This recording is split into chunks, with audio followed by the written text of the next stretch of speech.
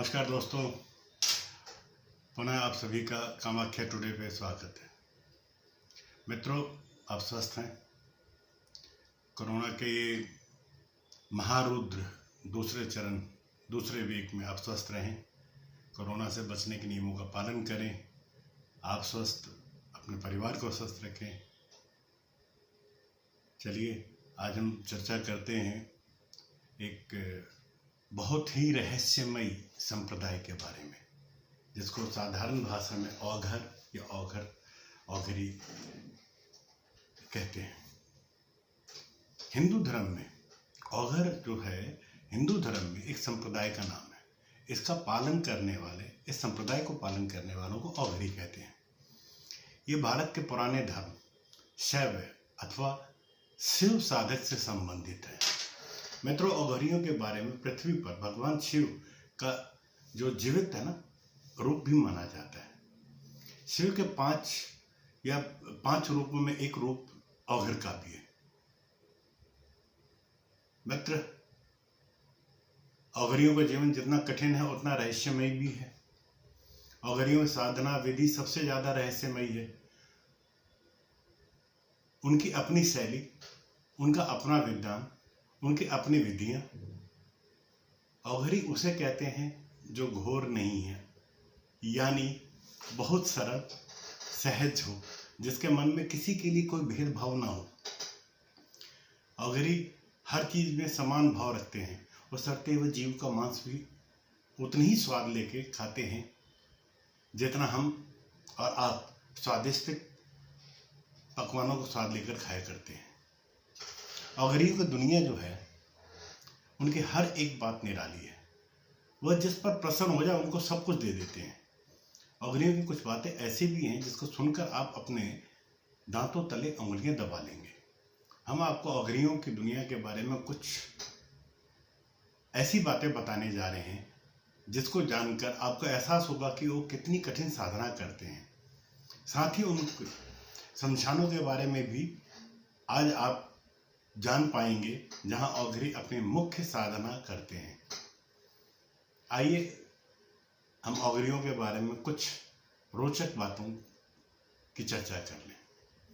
औघरी मूलतः 3 तरह की साधनाएं करते हैं: शिव साधना, शव साधना और शमशान साधना।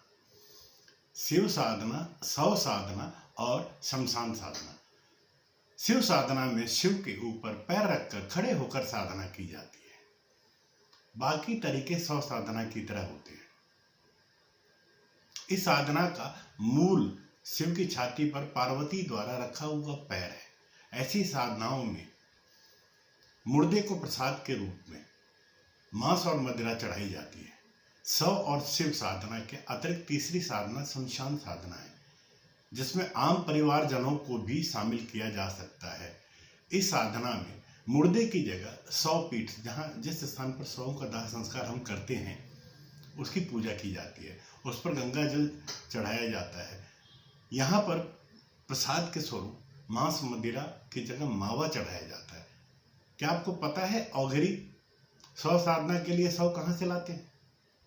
हिंदू धर्म में किसी भी 5 साल से कम उम्र के बच्चे या सांप के काटे से मरे हुए या आत्महत्या जो लोग कर जाते हैं, उनके शव को जलाया नहीं जाता या जो पानी में डूब जाते हैं, बल्कि उनको दफनाया जाता है या गंगा जी में प्रवाहित किया जाता है। पानी में प्रवाहित ये शव डूबने के बाद में हल्के होकर पानी में तैरने लगते हैं। अक्सर औघर तांत्रिक इन्हीं शवों को पानी से ढूंढ के निकालते हैं और अपने तंत्र सिद्धि के प्रयोग में लाते हैं।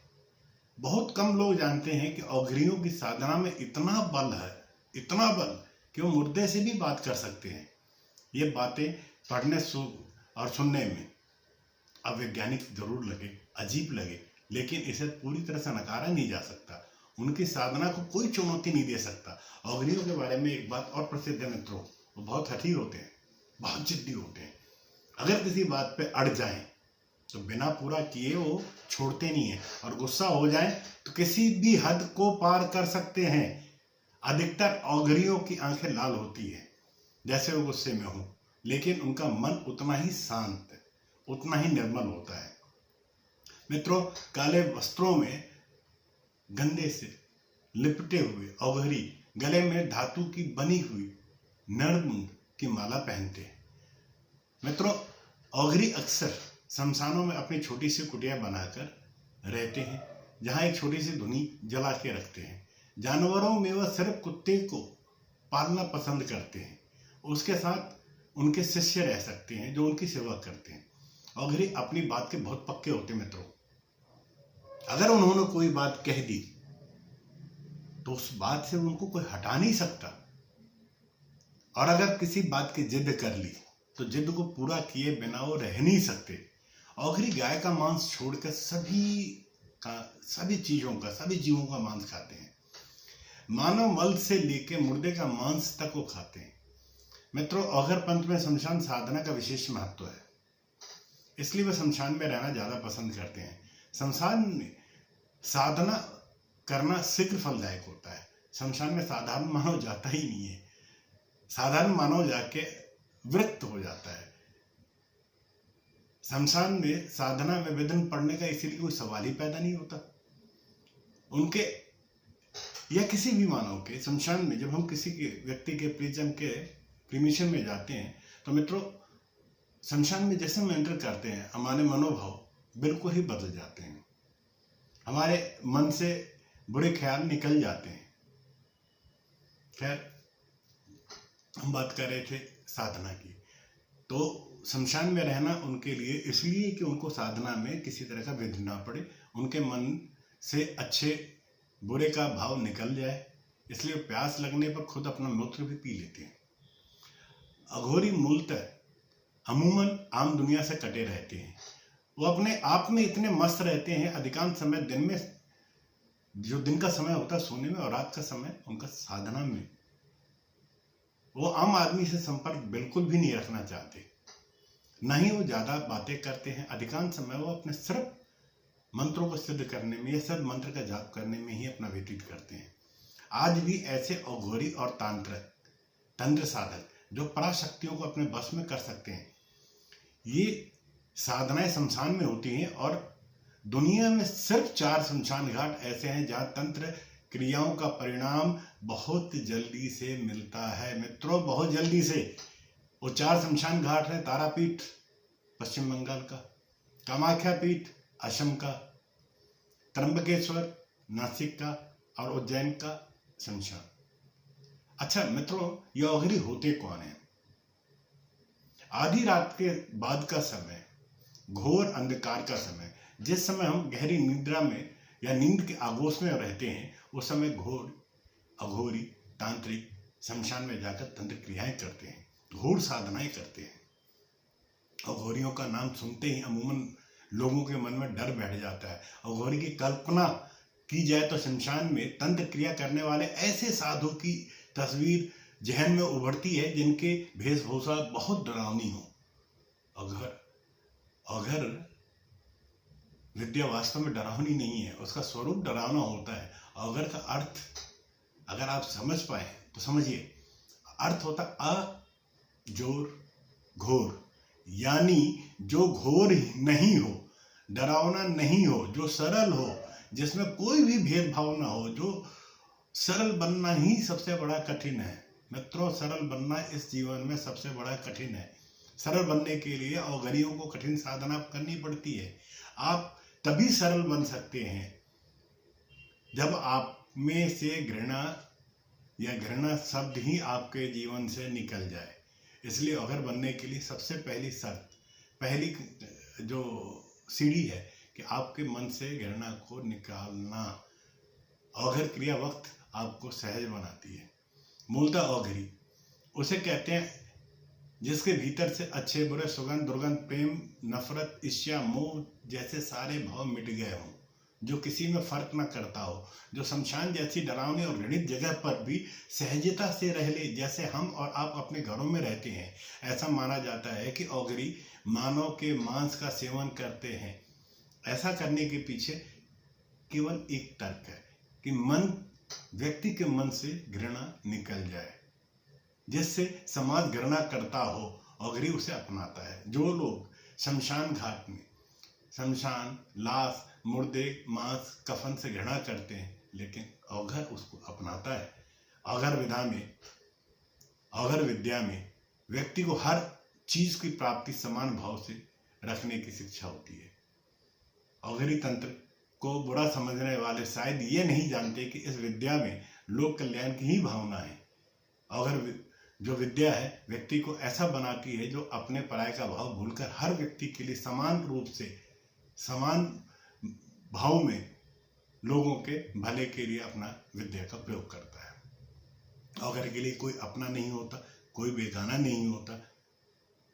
अवघर विद्या के जानकारों का मानना है कि असली अवघरी वो कभी आम दुनिया में सक्रिय भूमिका में होते ही नहीं है मित्रों, वो केवल अपनी साधना में व्यस्त रहते हैं। हाँ, ऐसा कई बार होता है कि अवघरियों के भेष में कोई ढोंगी आपको ठग सकता है। अवघरियों की पहचान केवल यह है कि ना वो किसी से कुछ मांगते हैं और ना वो किसी से मिलना चाहते हैं।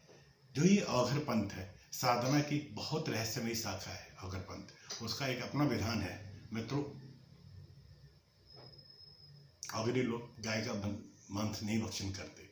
अवघर पंथ में जो शमशान की साधना है वो विशेष साधना है मित्रों। किसी भी अवघर के बारे में, अवघर हमारे और आपके बीच से ही उत्पन्न होते हैं। इनका काम अवघर संप्रदाय में साधक समदृष्टि के लिए नरमुंडों की माला इसलिए पहनते हैं कि नरमुंडों को पात्र के तौर पर भी इस्तेमाल करते हैं जल ग्रहण करने के लिए। वो लोग चिता का जो भस्म है वो अपने शरीर पर लगाकर चिता अग्नि पर भोजन पकाना, ये उनका कार्य है, सामान्य कार्य जो हम सोच भी नहीं सकते। अवघर दृष्टि में स्थान भेद नहीं होता। महल या शमशान घाट उनके लिए एक समान होता है। भारत के जो प्रमुख अवघर स्थान वाराणसी में, काशी को भारत में सबसे प्रमुख अवघर स्थान के तौर पर लोग मानते हैं। जैसे शिव की नगरी, स्वयं शिव नगरी काशी, यहाँ विभिन्न अवघर साधुओं ने तपस्या भी की है। यहाँ बाबा कीनाराम का स्थल एक महत्वपूर्ण तीर्थ भी है। काशी के अतिरिक्त गुजरात का जूनागढ़ का गिरनार पर्वत भी एक महत्वपूर्ण स्थान है। जूनागढ़ को अवधूत भगवान दत्तात्रेय के तपस्या स्थल के रूप में लोग जानते हैं। मित्रों, अगर ये किसी से कुछ मांगेंगे नहीं, और अगर मांगेंगे तो जरूर उससे लेंगे, और अगर क्रोधित हो गए तो अपना तांडव दिखाए बिना जाएंगे भी नहीं। एक अवघरी बाबा की आंखें सुर्ख थी, जैसा आंखों में प्रचंड अग्नि क्रोध समाया हो। मित्रों, जो आपको उनकी आंखों में क्रोध दिखाई देता है, मन में उतनी ही शीतलता होती है जैसे आग और पानी का दुर्लभ मेल।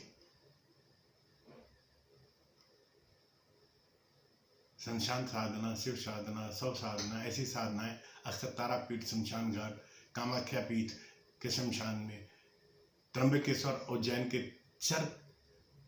चक्र तीर्थ के शमशान में होती है। शव साधना में शव के ऊपर खड़े रहकर साधना की जाती है। इस साधना का मूलतः शिव की छाती पर जो माँ पार्वती के द्वारा रखा हुआ पैर है। ऐसी साधनाओं में मुर्दे को प्रसाद के रूप में मांस और मदिरा चढ़ाया जाता है। शव और शिव साधना के अतिरिक्त भी एक साधना है।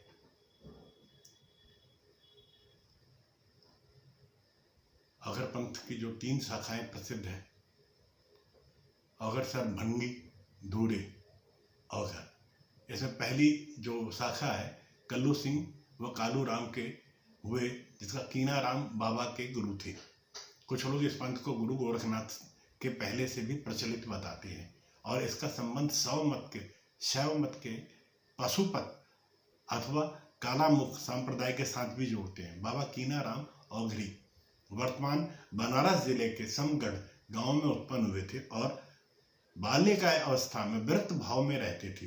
बाबा कीनाराम के विवेकसार, गीतावली, राम गीता आदि की रचनाएं उन्होंने की थी। इनमें से प्रथम को उन्होंने उज्जैन में सिप्रा नदी के किनारे बैठ के लिखा था। इनका देहांत संवत 1826 में हुआ। घोरे नाम की शाखा के प्रचार क्षेत्र में का पता नहीं चलता, किंतु सरभंगी शाखा का अस्तित्व विशेषकर चंपारण जिले में दिखता है। विवेकसार जो ग्रंथ है इस पंथ का एक प्रमुख ग्रंथ है, जिसमें बाबा कीनाराम ने आत्माराम की वंदना और अपने आत्म अनुभव की चर्चा की है। उसके अनुसार सत्य, पुरुष और निरंजन है, जो सर्वत्र व्यापक और व्यापक रूपों में वर्तमान है और जिसका अस्तित्व सहज है। ग्रंथ में उन अंगों का वर्णन किया जिसमें प्रथम तीन में सृष्टि, रहस्य, काया, परिचय और पिंड ब्रह्मांड, अनाहत, नाद एवं निरंजन का भी विवरण दिया हुआ है। अगले 3 में योग साधना, निरानंद की स्थिति, आत्मविचार, सहज समाधि आदि की चर्चा की गई है तथा शेष 2 में संपूर्ण विश्व की आत्मस्वरूप होने की आत्मस्थिति के लिए दया, विवेक, प्रेम आदि के अनुसार चलने के विषय में कहा गया है। बाबा कीनाराम ने इस ग्रंथ के प्रचारार्थ रामगढ़, देवल, हरिपुर और कृमिगुंड पर क्रमश 4 मठों की स्थापना की, जिसमें चौथा प्रधान केंद्र थे अनुयायी। इस पंथ को साधारणतः अवगर पंथ भी कहते हैं।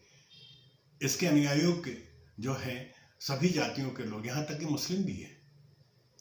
विलियम क्रुक ने अवगर पंथ के सर्वप्रथम प्रचलित होने का स्थान राजपूताना के आगू पर्वत को बताया है, किंतु इसके प्रचार का पता नेपाल, गुजरात और समरकंद जैसे दूर स्थानों तक भी चलता है। इसके अनुयायियों की संख्या भी कम नहीं है। कामरूप प्रदेश, असम में जिसे कभी कामरूप प्रदेश के नाम से जाना जाता था, ऐसा ही एक स्थान है जहां रात के अंधेरे में शमशान भूमि पर तंत्र साधना कर पारलौकिक शक्तियों का आह्वान किया जाते हैं। यहाँ पर होने वाली तंत्र साधनाएं पूरे भारत नहीं पूरे विश्व में प्रचलित है। यूं तो अभी भी कुछ समुदायों में मात्र सत्तात्मक व्यवस्थाएं चलती है, लेकिन कामरूप में इस व्यवस्था की महिलाएं तंत्र विद्या में बेहद निपुण हुआ करती थी। कामरूप से जुड़ी एक कथा भी है मित्रों। कामरूप से जुड़ी एक कथा स्थानीय लोगों में बेहद लोकप्रिय है। कहा जाता है कि एक बार बाबा आदिनाथ, जिन्हें कुछ लोग भगवान शंकर का अवतार भी मानते थे, उनके शिष्य मच्छेंद्र नाथ कामरूप भ्रमण के लिए गए थे। वहां कामरूप की रानी के महल में बतौर अतिथि ठहरे। कामरूप की रानी खुद तंत्र साधना में सिद्ध मानी जाती थी। बाबा मच्छेंद्र नाथ रानी के साथ लता साधना में इतने लीन हो गए, सब भूल गए। उन्हें वापस आश्रम आना जाना था, उसे भी भूल गए। उन्हें लेने के लिए बाबा गोरखनाथ को कामरूप आना पड़ा था, लेकिन तंत्र साधना में लीन मच्छेंद्र नाथ को हिला पाने में गोरखनाथ को भी कई पापड़ बेलने पड़े थे। अवघर पंथियों के 10 तांत्रिक पीठ हैं मित्रों। तारापीठ को तांत्रिकों, मांत्रिकों एवं शाक्यों, शैवों, कपालिकों, अवघरों आदि समान रूप से प्रमुख रूप से पूजनीय माना गया है। मित्रों, इस स्थान पर सती पार्वती की आंखें भगवान विष्णु के सुदर्शन चक्र से कटकर गिरी थी, इसलिए शक्तिपीठ बन गई। हिंगराज धाम अवघर पंथ के प्रमुख स्थानों में शामिल है। हिंगराज धाम वर्तमान में विभाजित भारत के हिस्से से पाकिस्तान के बलूचिस्तान राज्य में है। ये स्थान सिंधु नदी के मुहाने 120 किलोमीटर दूर और समुद्र से 20 किलोमीटर तथा कराची नगर के उत्तर पश्चिम में 125 किलोमीटर दूर हिंगोल नदी के किनारे है। माता के 52 शक्तिपीठों में से एक पीठ इसको भी गिना जाता है। यहाँ हिंगला स्थल पे सती की सिरोभाग कट के गिरा था। यह अचल मरुस्थल होने के कारण स्थल को मरुतीर्थ भी कहा जाता है या माना जाता है। इसे भावसर क्षत्रियों कुल देवी माना गया। विंध्याचल की पर्वत श्रृंखला जगत प्रसिद्ध है। यहाँ विंध्यवासिनी माता का एक प्रसिद्ध मंदिर है। इस स्थान पर 3 प्रमुख देवियां हैं, 3 प्रमुख मंदिर हैं, विंध्यवासिनी, कालीखोड़ और अष्टभुजा। मित्रों, इन मंदिरों की स्थिति त्रिकोण यंत्रवत है। इसके त्रिकोण परिक्रमा भी की जाती है। कहा जाता है महिषासुर वध के पश्चात माता दुर्गा इसी स्थान पर निवास के लिए रुकी थी। भगवान राम ने यहाँ तप किया था। वह अपनी पत्नी सीता के साथ यहाँ आए थे। इस पर्वत पर अनेक गुफाएं हैं जिनमें से रहकर साधक साधना करते हैं। आज भी अनेक साधक, सिद्ध, महात्मा, अवधूत, कपालिक आदि यहाँ से आपको यहाँ भेंट हो सकती है। चित्रकूट अवघर पंथ के अन्यतम आचार्य दत्तात्रेय की जन्मस्थली चित्रकूट सभी के लिए तीर्थ स्थान है। औगरों की कीना रानी परंपरा की उत्पत्ति यहीं से की गई थी, यह मानी जाती है। यहाँ पर माँ अनुसुईया का आश्रम भी है। सिद्ध अघोराचार्य सरभंग का आश्रम भी यहीं पे है। यहाँ का स्फटिक शिला नामक महाशमशान औघरपंथियों का प्रमुख स्थल है। कालीमठ हिमालय की तराइयों में नैनीताल से आगे गुप्त काशी से ऊपर कालीमठ नाम के एक औघर स्थल है। यहाँ अनेक साधक रहते हैं। यहाँ से 5000 फीट ऊपर एक पहाड़ी पर कालाशिला नामक एक स्थल है, जहाँ पहुँचना बहुत मुश्किल है। कालाशिला में भी औघरियों का वास है। माना जाता है कि कालीमठ में भगवान राम एक बहुत बड़ा खड़ग स्थापित किया। अब हम बात करते हैं जगन्नाथपुरी, जगत प्रसिद्ध जगन्नाथ मंदिर और विमला देवी मंदिर, जहाँ सती का पाद खंड गिरा था। वहाँ एक चक्र साधना वेदी स्थित है जिसे वशिष्ठ कहते हैं। इसके अलावा पुरी का स्वर्ग आश्रम, स्वर्ग द्वार, शमशान एक पावन औघर स्थल है। इस शमशान में पार्श्व में माँ तारा मंदिर के खंडर में ऋषि वशिष्ठ के साथ अनेक साधकों ने चक्राचन करती हुई प्रतिमाएं स्थापित है। जगन्नाथ मंदिर में भी श्री कृष्ण को शुभ भैरव चक्र में साधना करते दिखाया गया है। मदुरई दक्षिण भारत में औघरों का कपालेश्वर का मंदिर, आश्रम के प्रांगण में एक औघराचार्य की मुख्य समाधि है। और भी समाधियां हैं। मंदिर में कपालेश्वर की पूजा औघर विधि विधान से की जाती है। कोलकाता का काली मंदिर रामकृष्ण परमहंस की आराध्य देवी कालिका का कोलकाता में विश्व प्रसिद्ध मंदिर है। कोलकाता के उत्तर में विवेकानंद पुल के पास स्थित मंदिर को दक्षिणेश्वर काली मंदिर भी कहा जाता है। इस पूरे क्षेत्र को कालीघाट कहते हैं। इस स्थान पर सती देवी के दाहिने पैर की 4 उंगलियां गिरी थी, इसलिए यह सती के 52 पीठों में शामिल है। नेपाल के तराई के इलाके में कई गुप्त औघर स्थान प्राचीन काल से स्थित है। अग्रेश्वर भगवान राम के शिष्य बाबा सिंह सावक राम जी ने काठमांडू में औघर कुटी स्थापित की। उन्होंने तथा उनके बाद बाबा मंगलधन राम जी ने समाज सेवा को नया आयाम दिया। कीनारामी परंपरा के इस आश्रम को नेपाल में बड़ी श्रद्धा से देखी जाती है। अफगानिस्तान के पूर्व शासक जहीर शाह के पूर्वजों ने काबुल शहर के मध्य भाग में कई एकड़ फैला एक जमीन का टुकड़ा कीनारामी परंपरा के संतों को दान दिया था। इसी जमीन पर आश्रम, बाग आदि भी निर्मित है। औघर रतन लाल जी यहाँ पीर के रूप में आदर पाते हैं तथा उनकी समाधि तथा अनेक औघरों की समाधियां इस स्थल पर आज भी श्रद्धा नमन के लिए स्थित है। मित्रों, औघर विषय ऐसा नहीं है कि मैं एक एपिसोड में कंप्लीट कर पाऊं।